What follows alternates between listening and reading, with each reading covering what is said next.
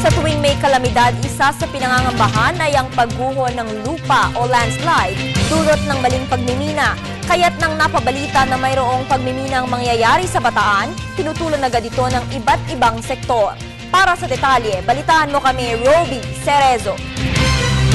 Maraming beses nang nagkakaroon ng sakuna sa ating bansa na sa tuwing malakas ang ulan at bagyo ay ang pagguho ng mga lupa o landslide ang maraming nababawian ng buhay. Ito rin ang kinatatakutan ng mga residente at ilang sektor sa Bataan nang malaman nilang may nakaambang na pagmimina sa lugar ng bagak. Hindi man sa kabundukan sa Bataan gagawin ng pagmimina, labis na pinag-aalala pa rin ng mga nagpoprotesta dito ang nakatakdang operasyon ng black sand mining sa 3 coastal barangay sa bayan ng Bagak, Bataan.